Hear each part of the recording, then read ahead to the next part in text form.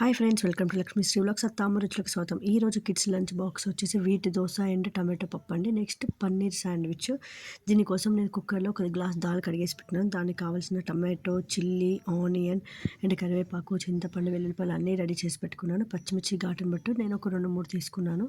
Next వెల్లుల్లిపాయలు వచ్చేసి ఒక 2-3 రెమ్మలు తీసుకున్నాను. సో మొత్తానికి అయితే పప్పుని కడిగేసి స్టవ్ పైన పెట్టేశానండి. పప్పు ఉడకడం స్టార్ట్ అయింది. ఈలోపు వచ్చేసి కట్ చేసి పెట్టుకున్న టమాటా ముక్కలు, పచ్చిమిర్చి, నెక్స్ట్ వచ్చేసి ఆనియను, కరివేపాకు, మనం ఏమైతే పెట్టుకున్నామో అవి, చింతపండు.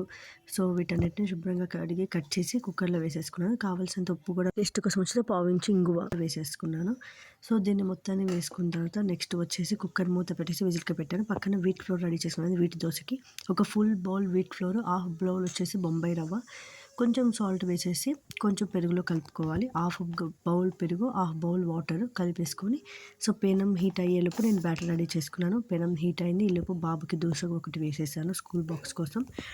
సో ఇదిగోని చూసారు కదా, వేడి వీటి దోశ రెడీ అయిపోయింది. నెక్స్ట్ పన్నీర్ శాండ్విచ్కి క్యారెట్, ఆనియన్, కోరియాండర్ అన్నీ సన్నగా కట్ చేసి పెట్టినాను. ఒక ప్లాస్టిక్ బౌల్ తీసుకొని దాంట్లో కట్ చేసి పెట్టుకున్న సన్నగా తరిగిన కోరియాండర్, నెక్స్ట్ వచ్చేసి ఆనియన్స్, తర్వాత వచ్చేసి తురుముకున్న క్యారెట్ వేసుకోవాలండి.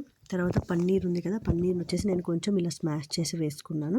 తర్వాత కొంచెం సాల్ట్ మన టేస్ట్ని బట్టి వేసేసుకొని మొత్తం మిశ్రమాన్ని బ్రెడ్ లోపల పెట్టేసి, కారం కావాలంటే నేను చిల్లీ వేసుకున్నాను. బ్రెడ్ లోపల పెట్టి టోస్ట్ చేసేసుకొని ఈ రకంగా బాక్స్లో పెట్టుకున్నాను.